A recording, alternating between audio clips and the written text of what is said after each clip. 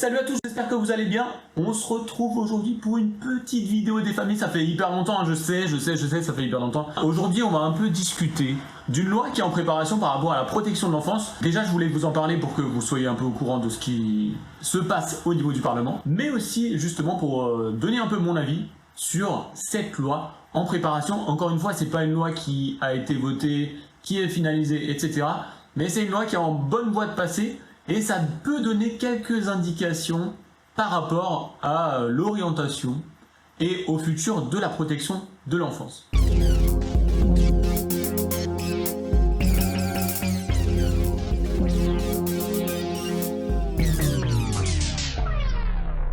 Donc voilà, c'est quand même une loi qui a été proposée par le gouvernement, et donc c'est une loi qui mérite qu'on s'y attarde un petit peu. Et alors il y a 5 grosses parties, on va dire comme ça, 5 gros volets dans cette loi qui sont proposés. Alors on va pas forcément parler de toute la loi en entier parce que ce serait beaucoup, mais juste quelques points comme ça, histoire de vous la faire courte. Première chose, par rapport aux enfants placés, le gouvernement veut interdire, en tout cas par cette loi, les placements de mineurs à l'hôtel notamment. Ok, on sait que normalement quand un mineur est en danger dans sa famille, il est mis à l'écart pendant un temps pour un accompagnement un peu spécifique, pour lui le mettre en sécurité et aussi, techniquement en tout cas, pour accompagner la famille, à permettre qu'il puisse revenir dans sa famille au bout d'un moment, quand c'est possible, bien entendu. Techniquement en tout cas, les enfants sont soit placés dans des familles d'accueil, soit dans des foyers de l'aide sociale à l'enfance. Ok, en général, c'est ça. Comme tous les foyers sont blindés, il y a certains enfants qui sont accueillis dans des hôtels, donc accompagnés par des associations, des travailleurs sociaux ou des travailleuses sociales, qui sont là pour les accompagner. Donc ils viennent les voir, ils ont un endroit où dormir, puisque ça fait partie des droits des enfants d'avoir un toit, d'avoir de bonnes conditions de vie, etc. Donc quand il n'y a plus de place dans les foyers et quand il n'y a plus de place auprès des assistants familiaux, eh ben, il faut bien les placer quelque part. Okay, donc pour l'instant en tout cas, il y avait beaucoup de mineurs, notamment des mineurs non accompagnés, donc des mineurs étrangers, migrants, en attente de papier sur le territoire dont il faut s'occuper, qui étaient accueillis dans des places d'hébergement, d'hôtels, etc., accompagnés par des associations. Puisque même les associations d'hébergement d'urgence n'avaient pas assez de place forcément pour accueillir tous ces mineurs. Et puis on sait que les places aux hôtels, il y en a quand même énormément des mineurs qui sont confiés et qui vont à l'hôtel parce que justement il n'y a plus de place. Alors, cette loi, c'est bien beau, elle interdit, ou en tout cas elle interdirait les placements dans les hôtels parce qu'il y a eu certains événements de mineurs qui sont, je sais pas, il y a un mineur qui a poignardé un autre, un truc comme ça, voilà, ça peut se passer, puisqu'il n'y a pas une surveillance en permanence.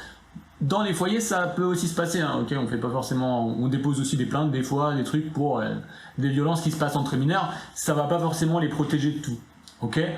Maintenant, ça réduit les risques, c'est sûr, encore est-il que parfois il y a des mineurs qui sont pas... pour qui le foyer c'est trop compliqué, la vie en collectivité, etc. Et que parfois être à l'hôtel ou être dans un hébergement individuel, on va dire, c'est beaucoup plus adapté pour eux, notamment en plus quand ils ont 17-18 ans, qu'ils doivent faire des formations, etc. Il y a des travailleurs sociaux qui viennent, des mineurs qui sont plutôt autonomes et qui pourraient continuer à être accueillis dans les hôtels. Donc ça, c'est bien beau de faire une loi pour la sécurité des enfants, etc., pour plus qu'il se passe ce genre d'incident et que les gens crient au scandale. Mais en même temps, la plupart des mineurs, ça se passe bien en fait. Donc pourquoi pas réduire les places et recréer des places en foyer, ça effectivement. Il y a ce qu'on appelle des placements non exécutés qui, en fait, le juge décide d'un placement, il n'y a pas de place et ça met 3 mois, 6 mois à faire que le placement soit exécuté quand il peut l'être. Pendant ce temps-là, vous imaginez bien que dans la famille, c'est pas la joie pour autant et qu'ils vont pas attendre le placement bien gentiment. Donc c'est cool de vouloir protéger les mineurs et de plus les mettre dans des hôtels, etc. Mais c'est méconnaître un peu, pour moi en tout cas, le paysage social qui fait que, en fait, les gars, les places sont prises depuis hyper longtemps. Donc, au bout d'un moment, il faut trouver des solutions. Donc créer des solutions, c'est très bien, mais interdire sans forcément avoir de solution de repli pour le moment, ça me paraît un peu prématuré.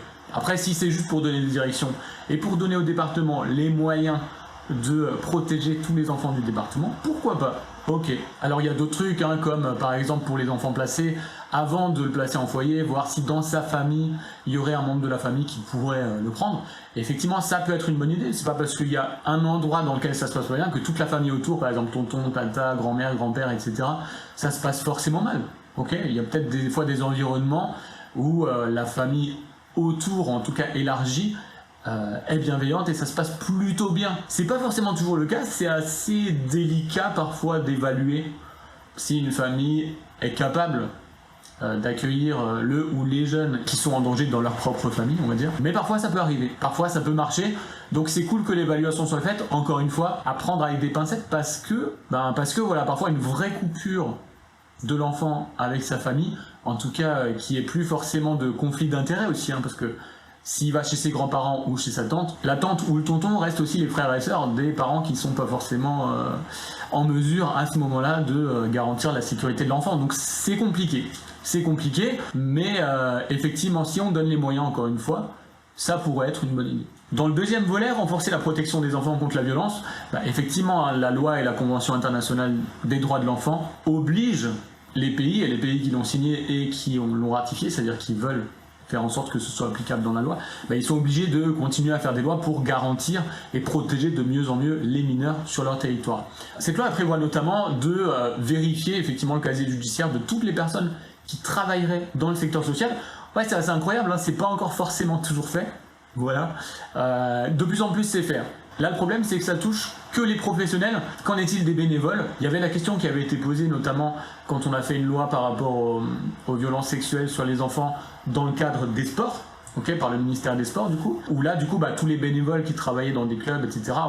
on voulait aussi de plus en plus vérifier leur casier pour pas laisser n'importe qui, entre guillemets, encadrer les enfants, parce qu'on sait qu'il peut y avoir un risque de récidive, etc. Voilà. Pourquoi pas, encore une fois. Pour moi, en tout cas, pour les professionnels, ça aurait dû être fait depuis longtemps. J'ai l'impression d'ailleurs que c'est fait depuis longtemps, donc ça se trouve, cette loi, elle est juste là pour redire encore une fois qu'il faut vérifier ça.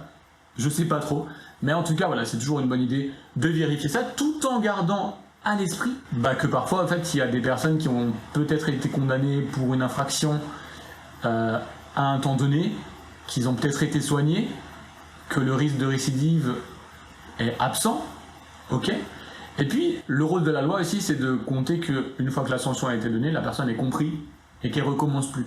Alors bien sûr, si on veut limiter les risques, c'est vraiment dans une politique de réduction des risques, on peut prendre cette proposition et dire on va l'appliquer, ce qui peut être cool. Maintenant il faut garder à l'esprit que les personnes peuvent changer quand même. On parle pas des personnes pour qui c'est une maladie, etc. Mais voilà, pourquoi pas. Bonne idée, on va la garder comme ça. Il y a aussi écrit, alors ça me fait rire. Je vous le lis texto. Pour renforcer la qualité de l'accueil, tous les établissements et services de l'ASE, donc de l'aide sociale à l'enfance, devront formaliser leur politique de prévention et de lutte contre la maltraitance et l'inscrire dans le projet d'établissement. Ouais, techniquement, c'est pareil, c'est censé être fait depuis longtemps en fait. Donc s'il y en a qui le font pas, c'est compliqué. Moi, je trouve toujours ça dommage de contraindre en fait, mais je comprends qu'on puisse en arriver là.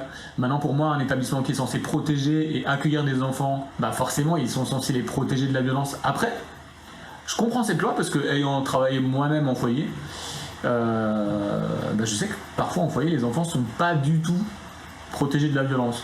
Et donc ça, c'est aussi un problème. Donc c'est cool si on vient mettre le doigt dessus, et c'est cool si les établissements le formalisent.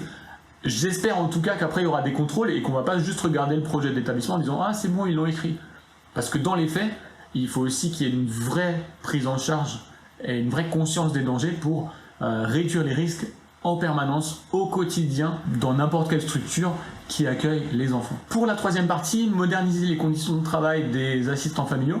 Une chose qui est intéressante, c'est notamment une rémunération minimale pour tout assistant familial qui accueille au moins un enfant, parce que techniquement la limite c'est 3, mais il y a des assistants familiaux qui peuvent pas forcément accueillir 3 enfants chez eux ou chez elles, et donc c'est important qu'elles puissent quand même en vivre, pour que justement, parce qu'on doit être à la maison, on doit faire les suivis, on doit faire les rendez-vous, donc c'est quand même un taf qui est prenant, et donc je trouve ça plutôt normal que ce soit considéré comme un taf. Maintenant, si on donne une rémunération comme ça, il va falloir de l'autre côté effectivement renforcer tout ce qui est protection, notamment tout ce qui est évaluation des assistants familiaux avant de mettre des enfants sous leur responsabilité, parce que un SMIC juste pour un enfant entre guillemets, je le dis vraiment entre guillemets, ça peut peut-être donner envie à certains de toucher de l'argent, etc. Mais du coup il va vraiment falloir s'assurer que ces personnes elles sont formées pour, qu'elles ont les moyens de le faire simplement, et que ce soit pas juste, que l'enfant soit pas juste en quelque sorte une rentrée d'argent, parce que là du coup il pourrait y avoir des dérives. Dans ce volet aussi, permettre aux assistants familiaux de pouvoir continuer à exercer leur métier même après 67 ans. Ça c'est cool parce que parfois il y a des assistants familiaux qui sont obligés de prendre leur retraite et au fait, les enfants qu'ils accueillent, ils n'ont pas forcément encore 18 ans et d'un coup ils se retrouvent à devoir changer d'accueil juste pour une question de retraite, alors qu'il y a des assistantes familiales et des assistants familiaux qui aimeraient pouvoir continuer à accueillir l'enfant jusqu'à sa majorité, et puis ça s'arrêterait une fois qu'il est majeur. Donc ça va plutôt dans le bon sens aussi, parce que ça permet en tout cas un investissement jusqu'au bout de certains et certaines assistantes familiales. Je trouve ça plutôt cool. Ensuite, dans la 4e partie, on se rappelle, c'est le pilotage de l'aide sociale à l'enfance. Alors, il va un peu quelque chose de plus national, parce que c'est vrai que parfois la protection de l'enfance dans un département n'est pas du tout la même que celle d'à côté, du département d'à côté, notamment en termes de place, en termes de financement. Moi, j'ai le cas par exemple dans mon département où notre département, par rapport aux départements voisins, ils sont pas forcément... Soit ils sont beaucoup plus dotés, soit ils sont beaucoup moins dotés. Donc c'est parfois assez compliqué. Et parfois, que l'enfant soit en danger dans un département ou dans l'autre, sa prise en charge sera différente. Et ça, c'est pas forcément souhaitable, puisqu'on aimerait bien que sur le territoire national, en tout cas, il y ait la même prise en charge. Alors, tout en tenant compte des individualités et des réalités de terrain, on va dire. Donc, laisser quand même une marge de manœuvre aux établissements. Mais ça va dans le bon sens, dans le sens où parfois, en tout cas en termes de dotation, les départements font au mieux avec les finances qu'ils ont, mais ils mettent pas forcément le curseur à l'endroit où on le souhaiterait. Donc s'il y a une coordination, en tout cas, ça permettrait peut-être une harmonisation qui pourrait être bienvenue. Et ensuite, la 5e, le 5e pilier en quelque sorte, mieux répartir les mineurs non accompagnés. Donc ça, c'est vraiment un sacré défi, parce qu'on sait que 90% des mineurs non accompagnés, ils sont dans des hôtels. Donc déjà, ça, mon gars... L'objectif, c'est vraiment juste de modifier les critères d'orientation avec de nouveaux critères, notamment quand les enfants sont... quand il y a une espèce de... comment dire, de partage des mineurs non accompagnés, je déteste ce mot, mais de partage des mineurs non accompagnés entre les départements. Maintenant, on va prendre un peu les spécificités socio-économiques des départements, parce que tous les départements n'ont pas forcément les mêmes moyens qu'ils peuvent mettre en œuvre pour accueillir les mineurs non accompagnés. Et du coup, si on en met trop sur un territoire qui n'a pas les moyens de s'en occuper, on crée aussi de la précarité au niveau des services et des personnes, et même au niveau de ces jeunes. Donc, je trouve que c'est un critère vachement important à prendre en compte. Alors, socio-économique, c'est pas que la richesse du département, mais c'est aussi, je sais pas trop comment on peut dire, mais discriminer un peu selon les besoins, selon les taux un peu. Pour qu'il n'y ait pas une surpopulation d'un coup de mineurs non accompagnés dans un département qui pourrait un peu influencer sur l'ambiance du département, j'en sais rien. Bon, après, clairement, les mineurs non accompagnés, il peut se passer tellement de belles choses qu'en fait, le côté socio, je le vois pas trop, dans le sens où c'est vraiment socio-économique ensemble qui doit être pris en compte.